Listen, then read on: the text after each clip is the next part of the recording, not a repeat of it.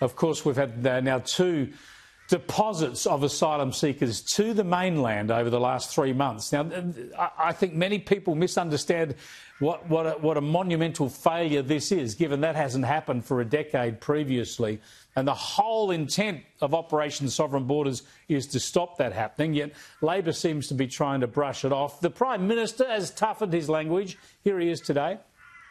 We need to make sure that we send a strong message that people who come in an unauthorised fashion won't be settled in Australia, and that is what we have done. Operation Sovereign Borders is in place.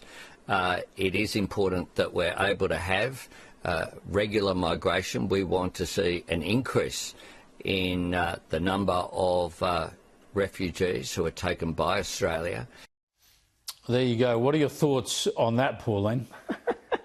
What an absolute joke, what a hypocrite, what two-faced he is in saying that it's in place. He took off the temporary protection visas. He's actually, since the 3 months ago of the landing of the boat in Australian waters on the Western Coast, he's actually cut back the surveillance planes. There used to be 2 Dash 8s, now there's only 1. It's cut back in flying hours of 20.7%, and the maritime boats are cut back by 12.2%.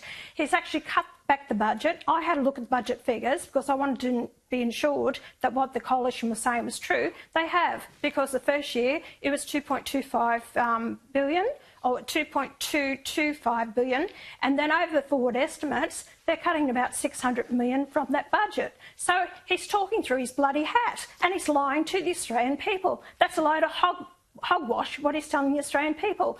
And if you watch the clip, he said, if I cannot ask people to do something that I wouldn't do myself, and that's turn the boats around. They're bleeding bloody hearts. They don't care about the national security, and all these people are coming in are strong, fit men. So I want to know why. That comment about not turning boats around was back in 2015. I showed that the other day. But also in that comment today, he seems to be trying to appeal to the political hard left there, because he's talking about trying to bring in more refugees. Now, this is after we had more than 1 million people come into this country last year, the greatest influx ever.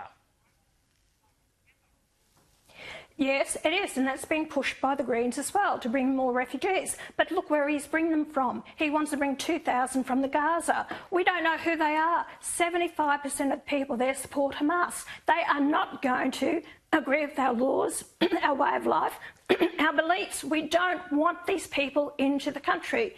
And I've been reading reports of what's happened throughout Europe. They're actually having so many problems over there with the Muslims and people who do not integrate and assimilate into their societies and set up their own structures in law with Sharia law courts. If we don't watch out what's happening, it will happen here with such a small population. We don't have the numbers as there are in Europe. We have got to be so careful on this stuff, and it doesn't look like Labor is paying it any attention at all. I just want to show the viewers, before I let you go, your poster advertising the return of the Please Explain cartoons. I can't wait to see the first one of the year. It's a cracking poster.